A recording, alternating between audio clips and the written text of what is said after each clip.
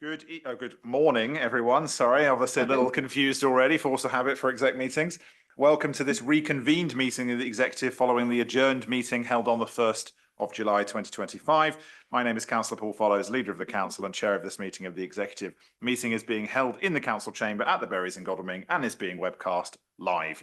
The agenda was originally published on Monday the 23rd of June 2025 with a supplementary agenda pack that was published on Monday the 30th of June. As the meeting was adjourned on the 1st of July, this meeting is continuing on from the business that was on the agenda but not considered. Obviously, there are a number of items, and of course, the first one that we will be starting with is the grounds maintenance contract. But before we get to that, there's a few bits of boilerplate we have to do again. So, Chris, apologies for absence. Yes, thank you, Leader. Just confirm we've had apologies this morning from Councillor Gemma Long and Councillor Kika Merrilees. And otherwise, everybody who is here was here for the first half of the session. Declarations of interest, obviously these would have needed to be filed before the original session, but just to confirm that there are no further declarations of interest for the items on the agenda before us. Seeing none, in which case then I will move to item 9, the grounds maintenance contract, which I will ask Councillor Steve Williams to introduce in just a moment. Can I just confirm if online we have any of the originally registered speakers? None of them. Not a single one of those 5 people have come to this to speak. Fine, right. In which case, Councillor Williams, over to you. Okay, that's disappointing. I'd just like to move a minor amendment, which will appear on the screen, just in order to make it clear effectively that what we are doing today is discussing the broader issue of the grounds maintenance, but that the capital item will need to be subject to full council approval. And the amendment is in front of you. So I would formally like to move that amendment, if I have a seconder. So just to go back a couple of steps, I formally second the motion as originally put, so that is properly logged. And I now also do second the amendment that is on the screen.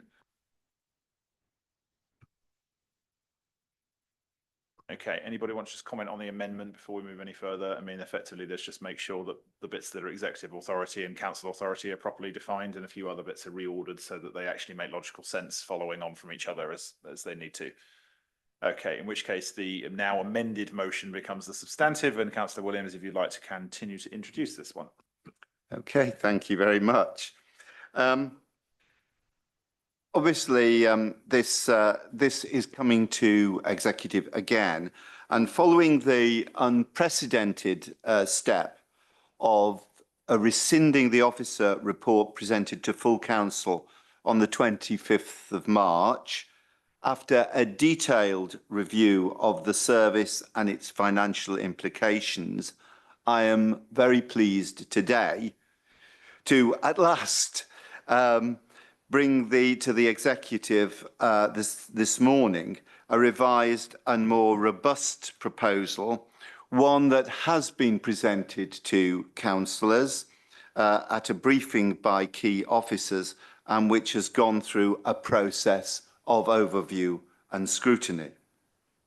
So this updated report has had extensive input from both finance and environmental services teams and has been subject to rigorous internal review. Now, I believe that it presents a clear and compelling case for bringing our grounds maintenance service in-house. It allows for a realistic mobilisation date of the 1st of November of this year, subject to full council approval of the £1 million capital investment required to equip the new service run by Waverley Borough Council. The proposed option of the 4 cited in the paper is the best from a purely financial perspective. But the best value case is overwhelming because of the wider benefits. And first and foremost, we're talking about flexibility. Waverley is undergoing a shift in how we manage land and assets, and particularly as a result of LGR, with the increasing community asset transfers to town and parish councils taking place. This insourced service makes absolute sense. A contracted out service lacks the agility to adapt to this kind of local variation without triggering change notices, legal complications, and cost penalties.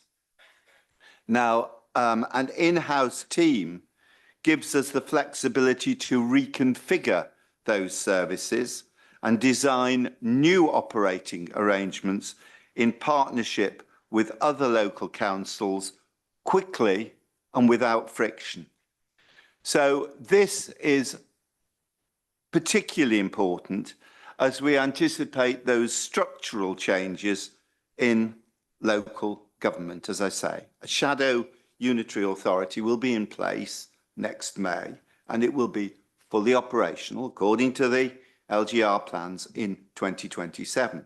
So bringing this service in-house now, we hand over a flexible, responsive and accountable model rather than encumbering a new authority with a rigid long-term contract.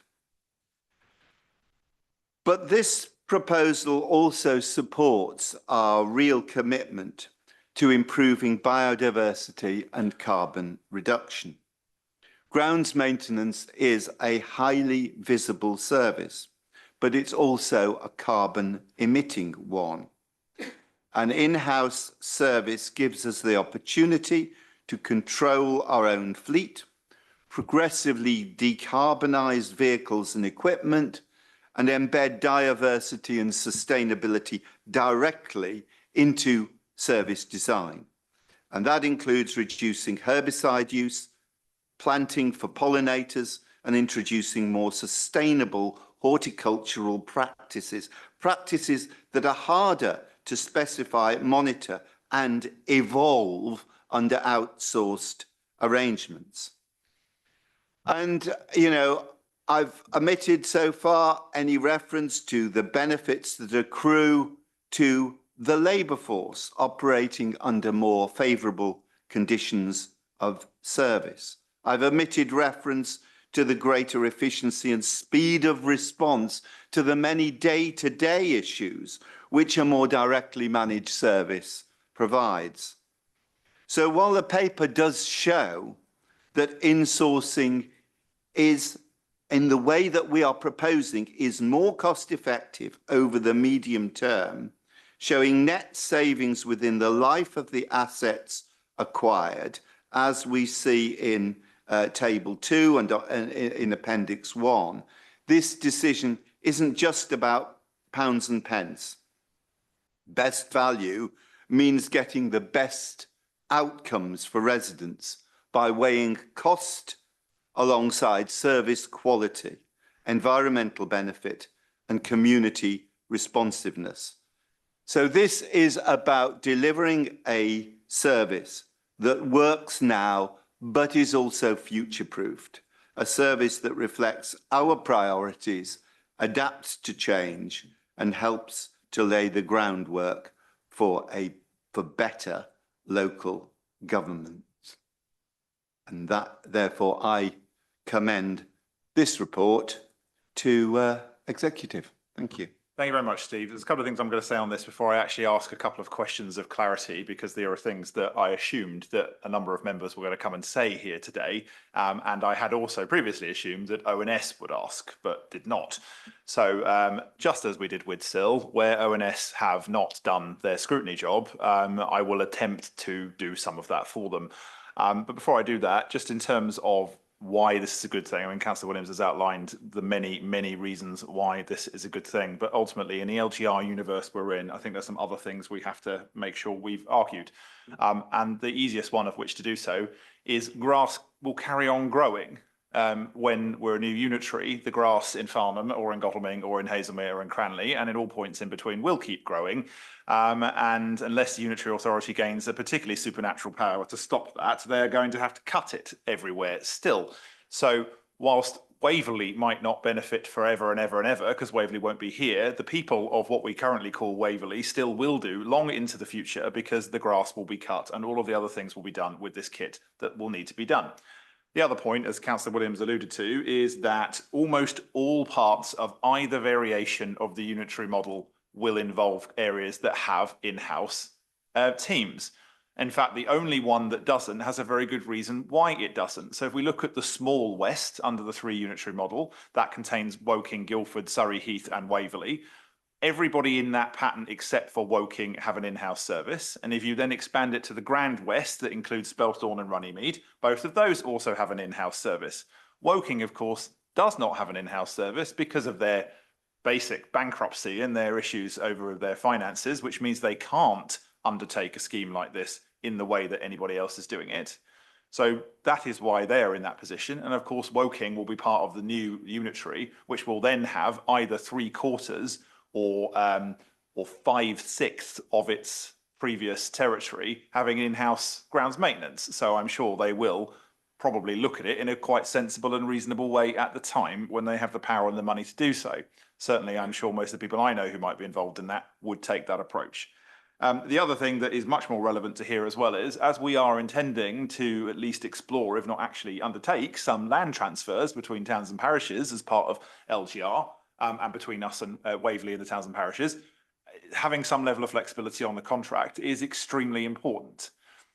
Julian, I think we've got you on the call, and I'm sure we've got Richard here as well from the finance side.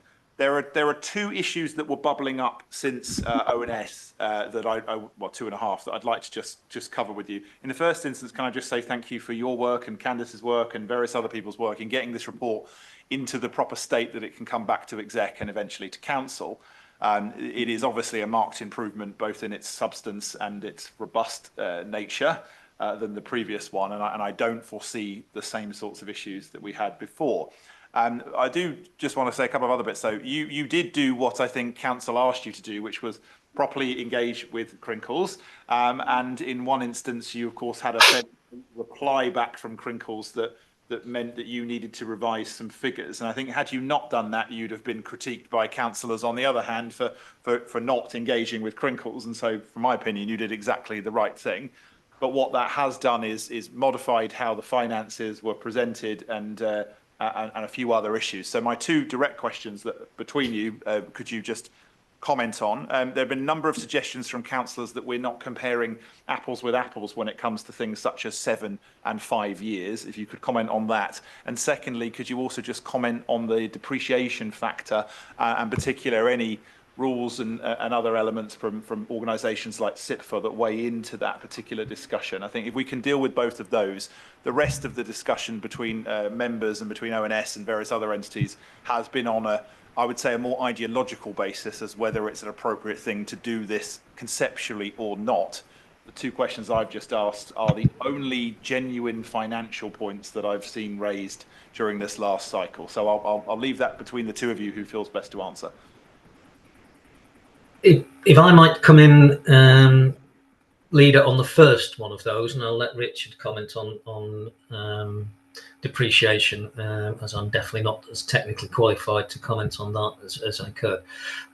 In terms of comparing apples with apples, as people have pointed out, we had a conversation with Crinkles, Candice and I, so we spoke to Michelle Mabry, and also had some email exchanges, and Crinkles were concerned that we were using a 5-year quote from them compared with a 7-year period for us.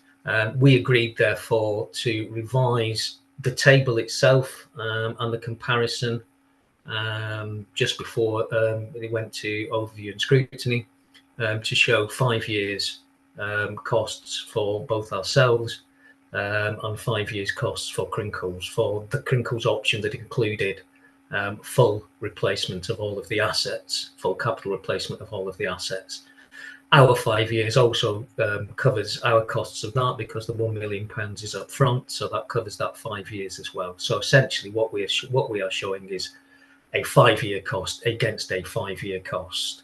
There was concern that we were showing, our benefit from 7 years as opposed to 5 years worth of capital from Crinkles. So we were happy to make that change and show that it is just a straight comparison between 5 years and 5 years. Just before I bring in Richard on that second point, if I could just ask one further point. It is a financial one, but I think it sits more in your domain.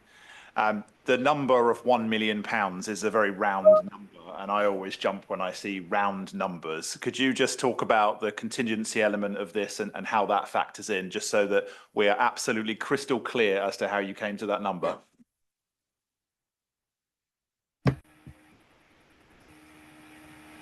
After you, Julian. Yeah, thank you. I mean, the contingency, was just we would normally apply a contingency of around about somewhere between 8 to 10%. In this particular instance, we rounded up, which is around about 8%, to £1 million.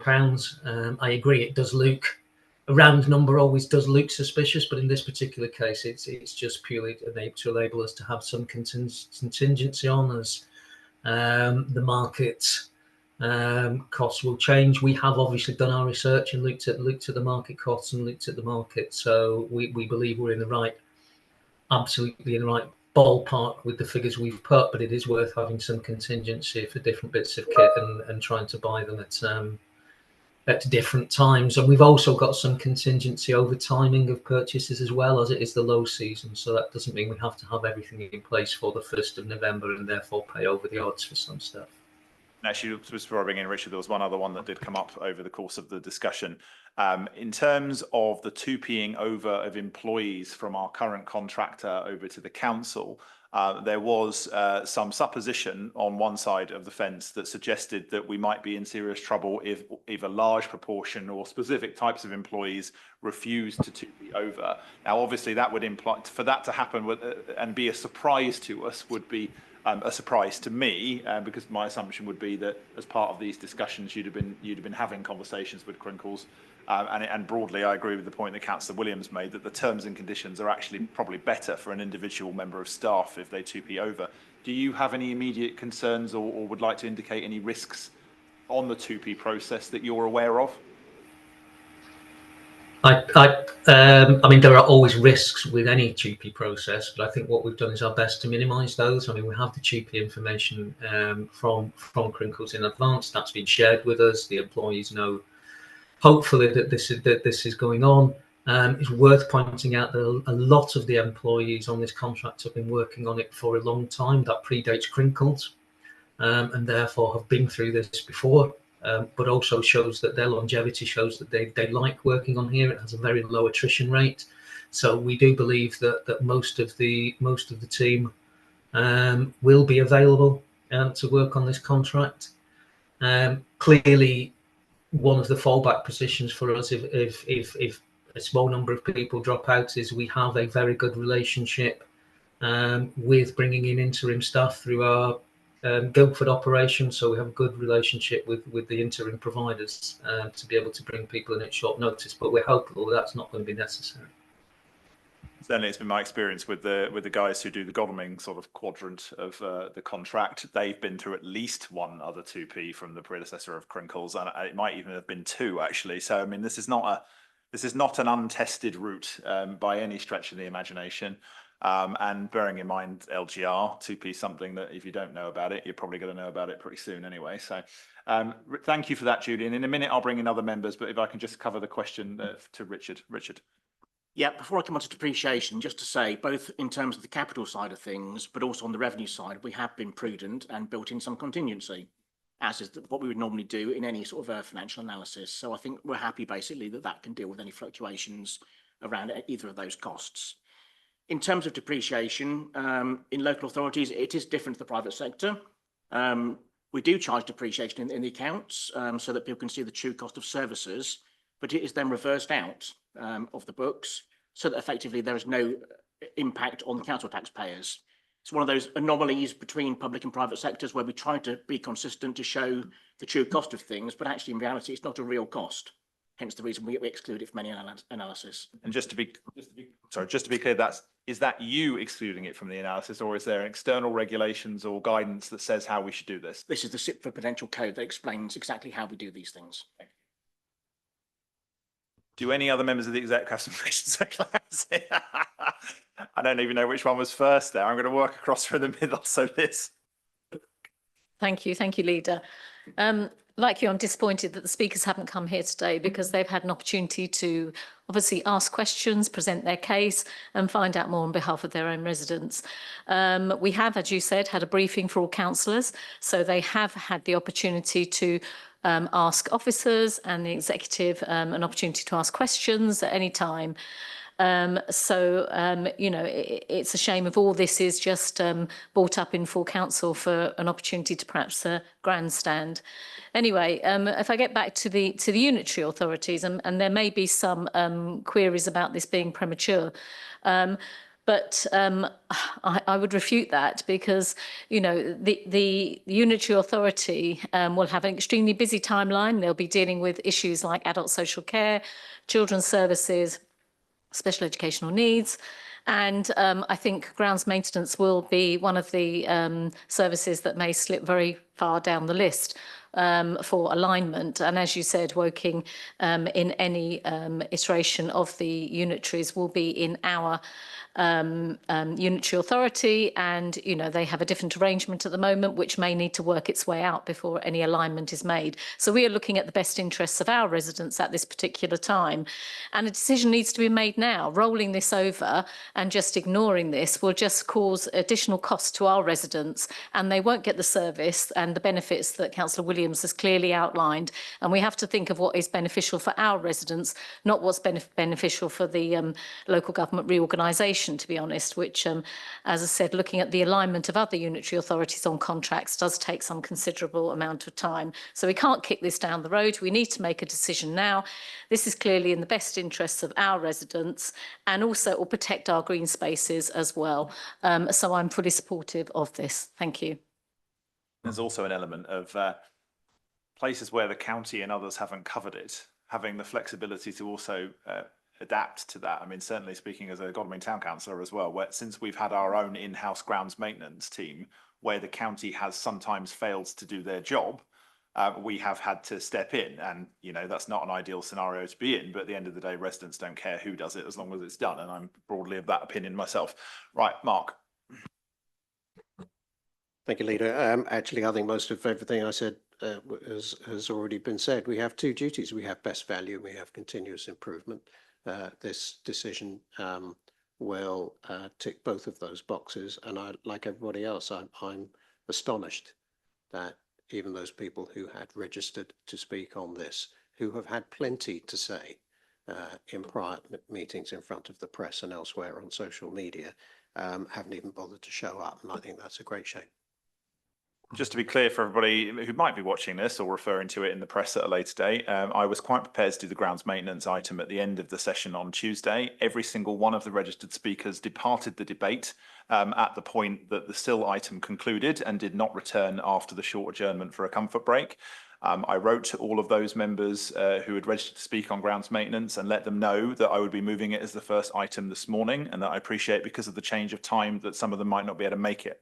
I therefore offered all of them the opportunity, reminded them they had the right to do so remotely, and also if they wanted to contact me about any of the points that they wanted to raise, to do so. I have only received one email from one of those members, and I received that at about 10 minutes before the meeting was due to start. It made no points on any substance. And so the questions I've asked for clarity were the ones that were raised at some level during ONS. I, of course, also have no ONS recommendations to review. So that is why we're having the debate in the way that we are. I'll now move on to Janet. Thank you very much, Leader. I fully support this, the recommendations in this report and the comments that have just been made. I've just got to, and also like yourselves, I think in this room, I can't really imagine why people won't want to TUPE over, you know, when they get the opportunity. But for those who don't, for whatever reason, who pays the redundancy? Is it us or Crinkles? And is there a if it is us, is it in the contingency? I'll ask Claire to answer this one, just so we've done it absolutely above board. So just to be clear, for those members of staff to which 2P applies, they don't have a choice as to whether or not to 2P across. Their contract of employment moves across to the council. Their choice would be to resign, which they of course can do, but that would not be a redundancy situation. Their contract transfers across to us under the regulations. And apologies, Claire, if we're going to talk about 2P, is there any requirements in terms of consultation between their current employer and them, or indeed us in a future position? Yeah, the requirements of the regulations are quite clear about needing to consult with the staff, and that's done by us giving information to their current employer, who's required under the regulations to carry out that consultation process. There are no statutory timeframes around that consultation process. It needs to take place as soon as possible in order to give them reasonable time to be consulted. Thank you, Claire. That's very, very clear as far as I'm concerned. Mark. Yeah, I think that's an important point that needs reinforcing. 2P stands for the transfer of undertakings and the protection of employment. And so the purpose of the regulations is to protect employees in this kind of a situation, not open up the doors for involuntary redundancies. And I think the point, going back further on the workers' rights and compensation point, I honestly can't see this being anything other than beneficial to those staff who work and will 2P over under this process.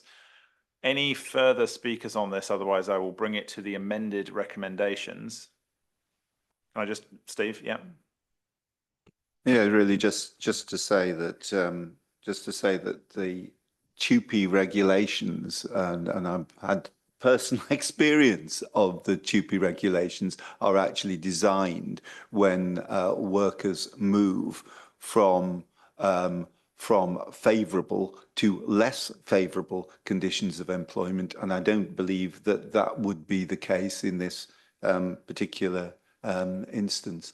But just before we kind of move to a decision on this, I certainly would like to add my personal thanks to the officers, not just for the responses this evening, which I think have sort of this morning. Sorry, I'm so used to executives taking place in the evening that I can't get out of that mindset. But yeah, thanks to officers for their responses this morning.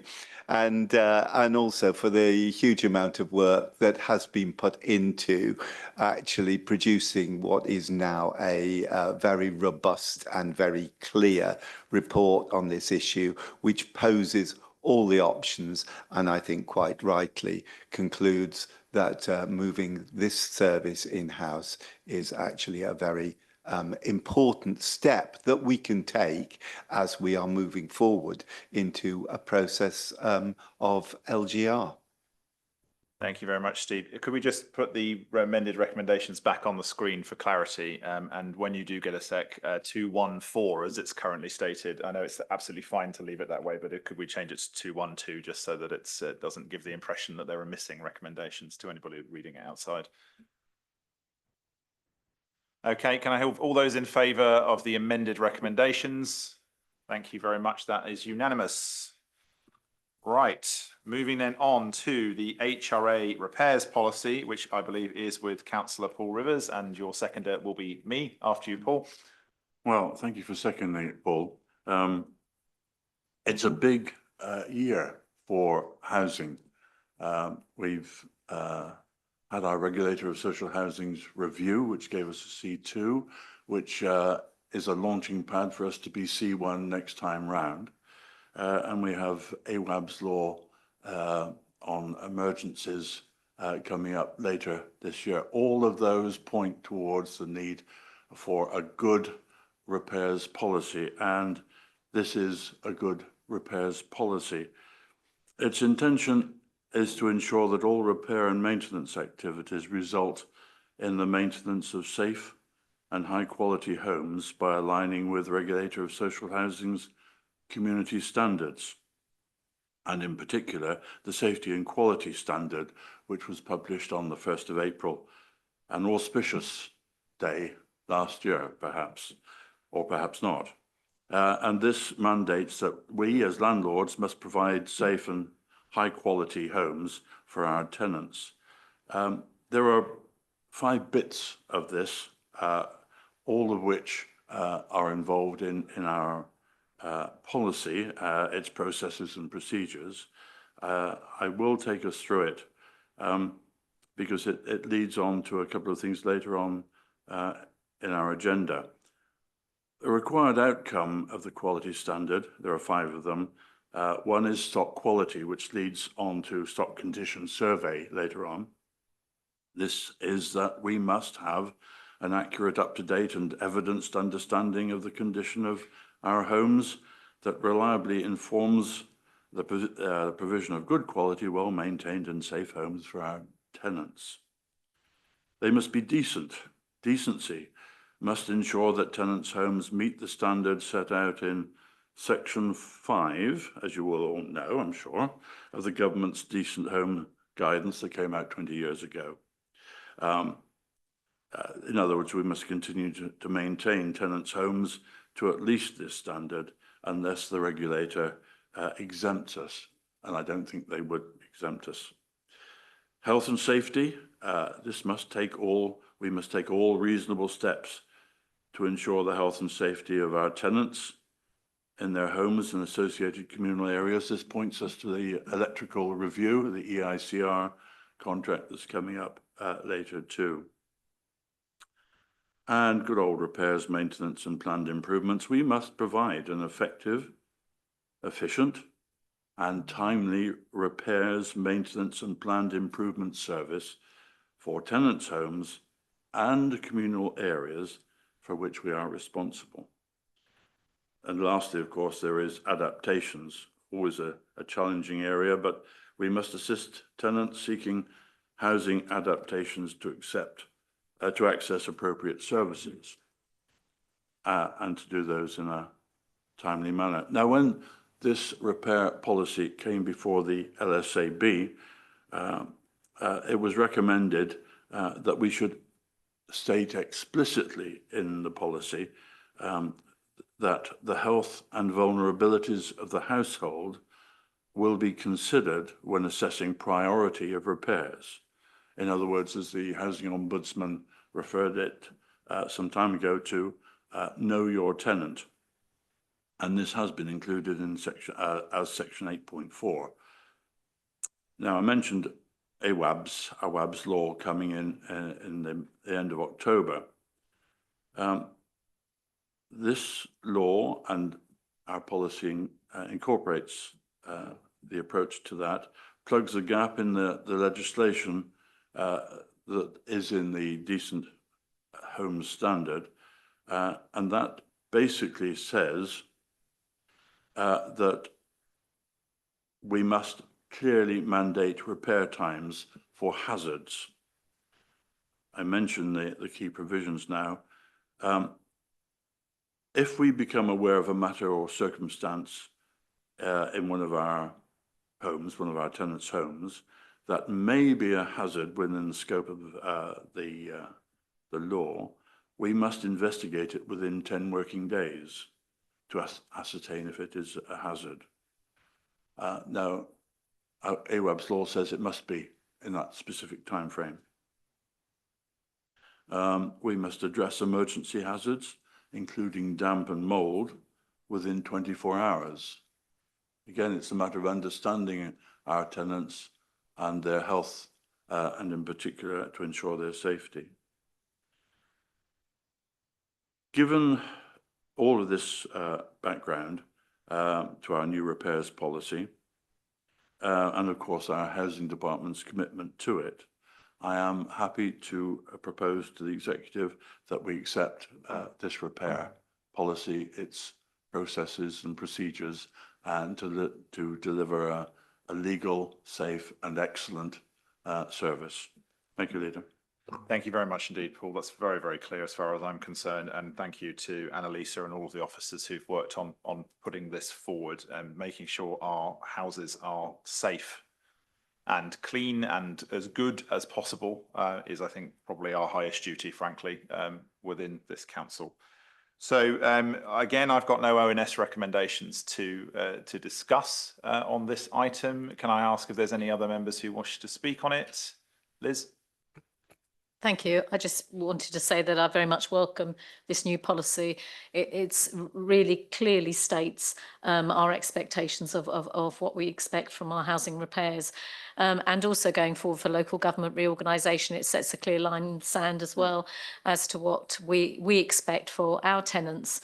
You know, and I think that's really important because we will be, you know, our housing stock and everything will move into the unitary, and there are some authorities which don't have housing stock, and we need to make sure that everybody is clear on what the expectations are for what we expect on behalf of our tenants. Thank you. Thank you very much indeed. Liz, right, if there are no final speakers on that, and there's certainly nobody registered, I will then move to the recommendations on item 10. Can I have all those in favour, please show? Thank you very much indeed, everyone. Now, moving to Cranley Skate Park, could you just give me 1 minute while I just confirm something with the MO, because there's a bit about one of the recommendations that I think I've clocked and Claire has clocked simultaneously. So bear with us 1 moment.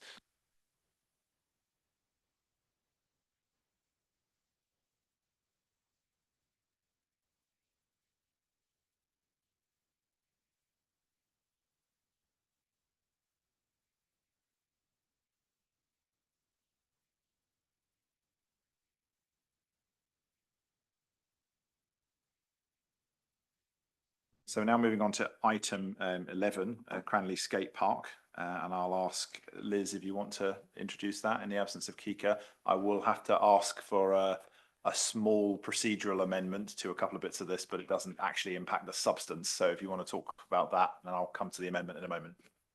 And I will be again the seconder. Thank you, Leader. I'd like to begin by thanking officers for their hard work and sustained commitment to this project.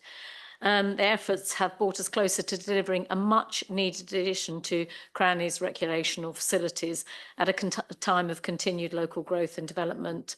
Cranley has experienced significant expansion in recent years, and with that comes the responsibility to ensure our infrastructure keeps pace, particularly when it comes in supporting health, well-being and community cohesion.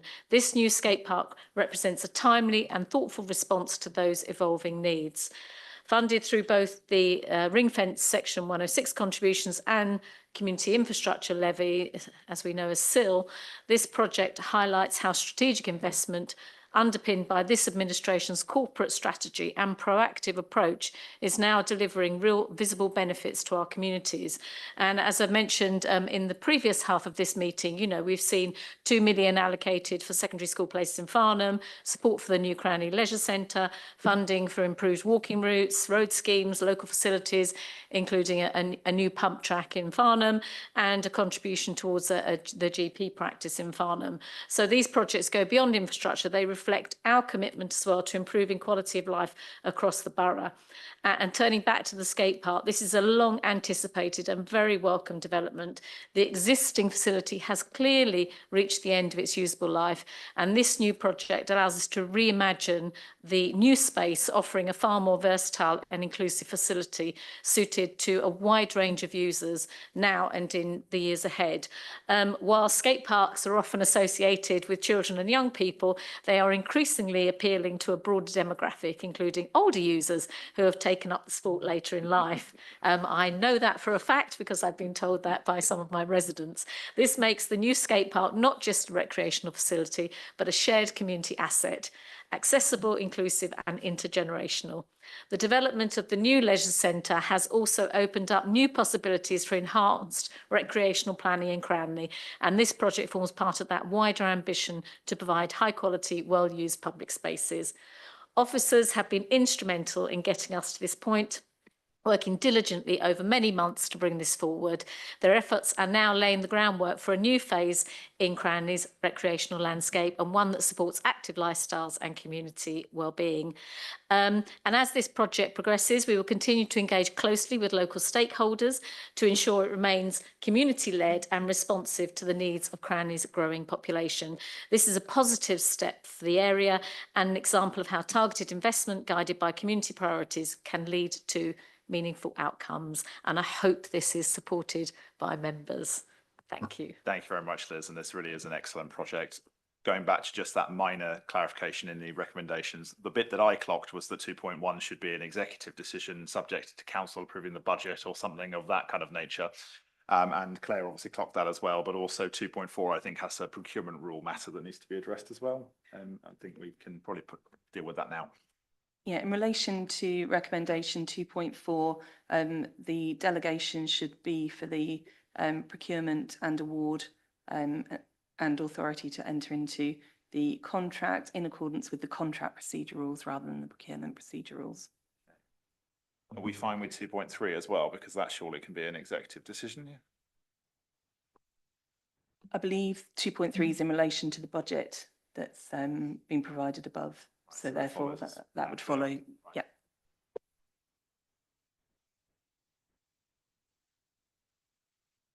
Okay, so hopefully that's clear. Minor adjustment to 2.4 and highlighting that 2.1 is an executive decision subject to council approving the budget. I'm happy to propose those minor amendments. Liz, would you mind please seconding those amendments?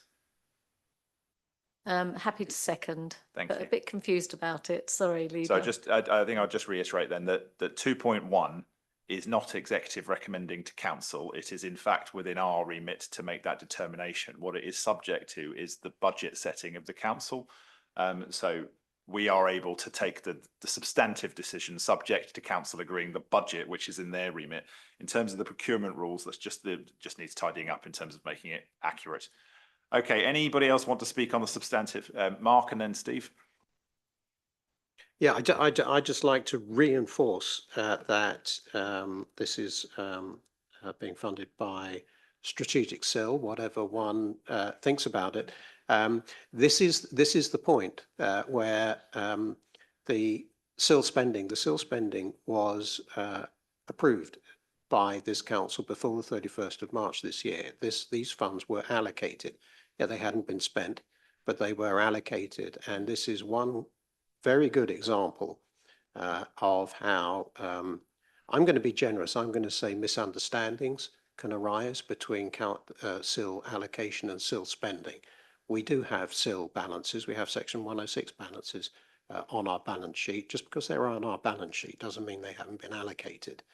And any impression that may be given to the contrary can often be false.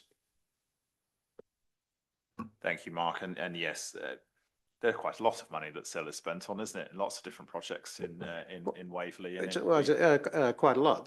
Surrey's £2 million bid for secondary school places in Farnham was another one that was allocated before the 31st of March. And of course, every single penny of Section 106 is pre-allocated in a legal agreement signed at the planning stage. So both the Herald and the Dragon have given me the opportunity to write an editorial on the subject of SIL for this round. And obviously I was being very quiet over the last couple of weeks because we, of course, take our position seriously and did not want to predetermine ourselves. But now that is done, I think it's quite right for members of the executive to comment on some of the things that have been said in the public domain over the last few weeks and indeed months on that particular subject. Onto the skate park, though. Any other final comments on that? Sorry, Steve, apologies, you'd registered, and we'll attempt to bring up the amendment on the screen in a moment too, so it's very clear. Okay, thank you. Yeah, I'd just like to echo Councillor Merriweather's comment that this is an excellent use of SIL funding. It's great news for the community in Cranley and beyond, and just echo the words of Councillor Townsend that, you know, more and more people of all ages are actually now sort of trying this new the skill of using a skate park. I can't guarantee that I mean, I do like to try out new skills, but I can't guarantee that I will be one of the first new users. But, you know, there's always a possibility there. But no, seriously, I think it is great news for the community. It's a great facility and it's a great use of the funding that we've got available. I mean, I'm now sorely tempted to suggest if council can't find in their hearts to support the budget, perhaps a crowdfunding initiative that's led by Councillor Steve Williams to be the first user, I suspect would be a definite revenue raiser on the one hand, but well, Happy to volunteer, leader.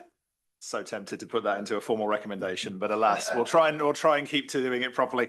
We're just about to put up on the screen the specifics of the amended recommendation so that everybody is absolutely crystal clear on what we've changed and what we haven't. That should be with you in a moment.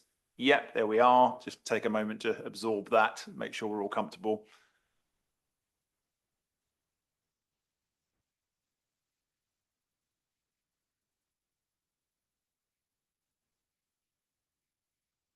Any issues with any of that?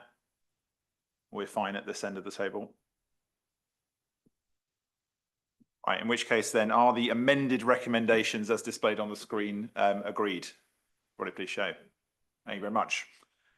Right, I actually randomly thought I'd managed to cover all the business that I'd have to introduce myself in the last meeting. Then I forgot there was executive working groups on the agenda.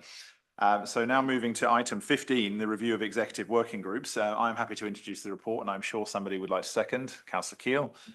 Be delighted to second, thank you. Thank you. This is firstly, thank you to the officers that have done this work. Bluntly, we set up executive working groups a number of years ago in concept because of the absence, from the perspective of myself and other members of the executive, the absence of scrutiny on a number of items that were important, and more to the point, a lack of willingness amongst the ONS groups to set up task and finish groups or indeed any other policy initiatives that would have rendered the need for this executive working group process entirely unnecessary. But there are still some very good reasons to have these groups and reasons for them to exist, and that is to support individual executive members on policy making. And it will become even more important, I believe, in the next few months, because there is a discussion that will be kicking off soon with standards in regards to individual executive delegation. And so executive working groups may also have a function in providing advice there. So this document reviews the existing executive working groups as to whether they're necessary, just in terms of what specific groups we've got. It looks at how their terms of references work, the members of them. In doing this, it also looked at the SIL Advisory Board, which was previously with the status of an EWG and has subsequently been amended. This, I believe, has been through the process with the joint the Joint Constitutional Review Group, get my acronyms in order, to look at that. What we are still obviously intending to keep is some of those really core executive working groups. So, for example, on the local plan, which is probably the most fundamental one that exists at the moment in order to keep exec members up to date with how that's going and what we're doing, but also to make sure that the temporary executive working group structure, for example, such as the SIL Review and Reform Group, also has a basis within the council to actually operate and to give advice formally. So are there any other speakers on this? Otherwise, I'll bring this pretty bureaucratic and administrative change to the vote. Steve. Yeah, just obviously to welcome the rationalisation, and certainly with a view to the merging, if you like, of three kind of groups that cover different aspects of climate change. And I think they've fulfilled a useful function in terms of getting to grips with sustainable transport and the route to zero waste. But it makes absolute sense for those to be pulled together into a single environment working group, and I would certainly just endorse that decision. Thank you. Thank you. And yeah, I think I've been to most of the groups that the now soon to be antecedent groups, and a lot of the people overlap, and actually you probably want the expertise in the room for the subject in general. I just need 1 second to just confirm something in the Landlord Services Advisory Board terms of reference, as I've just had a note from the Housing Department on one small matter. Bear with me a sec.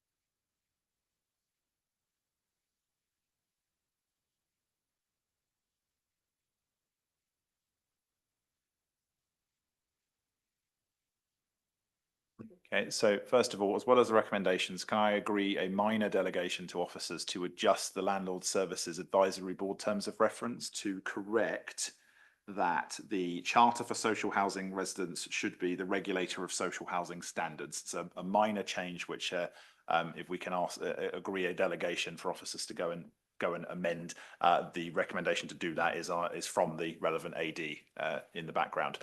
Okay, can I have all those in favour of the existing recommendations as well as the small Before you delegation? do that, Apologies, Paul. is it needed, do you need me to second that? I think for propriety's sake, we should definitely have you second that. Thank if you very that's all much. right. Thank you.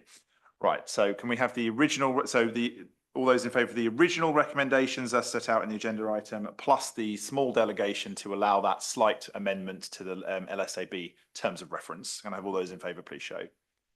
Thank you very much, everybody. That's again very clear. Right, item 18, the approval to enter into contract for electrical testing services and works. For some reason this is down to me on here, but I don't think it's mine. But I think it's Mark. Sorry, Leader, I don't think you're on here. 18? 18 if you're looking at the original papers, which is what my sheet refers to. If you're looking at 7 on the current version, yeah. No, well, I don't have it down as being for you. I have it down as, sorry, I have it down on here as being for me, but it is in your name, the report. Yeah. Well, there you go. Well, in that case, Rivers has dodged another one there. So we do this. All right. Well, anyway, I'm going to keep it brief. It's a legal requirement on us as a landlord to carry out electrical installation condition reports every 5 years on our council homes, and following a joint procurement process with Guildford, who have a housing stock almost as big as ours. We've got a recommended successful tenderer, and that's all as outlined in the report. Despite the joint procurement process, the contractor will enter into separate contracts with each council, Guildford and Waverley. Approval of this recommendation is specific to Waverley's side of Waverley's contract only, which is £961,000, £590 over the initial 3-year term, rising to £1.3 million in total if the contract is extended to its potential 5-year term. And it's within the budget contained within the 30-year business plan approved by this council back in February. So I commend the recommendation. Thank you. Thank you. And for any avoidance, I'm the seconder of this then, to make sure that's recorded. Any other speakers on this? Otherwise, it's, I think, a pretty clear safety requirement that needs us to act. Paul, anything you want to add? No, I think Mark said it all. It's a requirement that we need to do, and it hits all aspects of our safety requirements. No, I'm happy, very happy.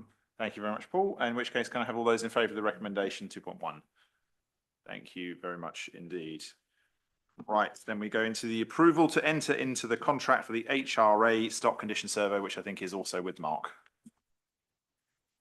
Thank you, Leader. Yeah, and you're seconding?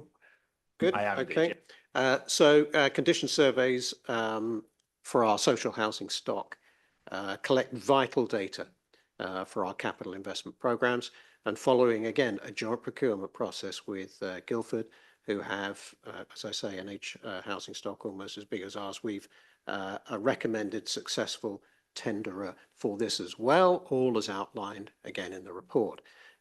Despite the joint procurement process, the contractor will enter into separate contracts with each council, Guildford and Waverley. Approval of this recommendation is specific to Waverley's contract only, again, which will be £294,500 over a 3-year term, which is in effect around 60% less than the budget approved earlier this year, which I think is another win, not only for our own procurement team, but also for our collaboration with Guildford. Thank you. I commend the recommendation. Thank you very much, Mark. Any other comments, anyone? Nope. In which case, I will move us then to the recommendation as stated in the papers. Can I have all those in favour, please show? Thank you very much, everyone. And then we move on to the procurement pipeline, which I think is again with Mark. Thank you, Leader. You're seconding. Apologies, yes, I am pleased to second. Very good. That's all right. Again, as stated in the report and in line with our enhanced procurement process, this report seeks non-binding approval only to commence the procurement process for the projects identified in Appendix 1 within the defined parameters that are described, which are additional to the projects likely to result in key decisions that we last considered on the 1st of April this year. This approval is a beginning of a process, not an end, and when concluded, executive approval for any consequent contract award, which would be a key decision, will be sought with a separate report unless authority is specifically delegated to an officer. So I'll leave that there. I commend the recommendations. Thank you. Thank you very much, Mark. So just for the avoidance of doubt for anybody who is watching this, Appendix 1 relates to line 79, which is the pay by phone joint effort we're looking at to be able to deal with that, and line 80, which is the resurfacing of the Lower Hart car park. Are there any comments on any of the two items specifically noted in the procurement pipeline? In which case, can I move us to the recommendation? All those in favour, please show. Thank you very much. Although I am fairly sure that was the last item of business, I am just going to absolutely, under the circumstances for an adjourned meeting, make sure we have definitely, nobody was expecting to see something else. Nope, in which case then this adjourned session can now be finally gavelled out at 11:26. Thank you.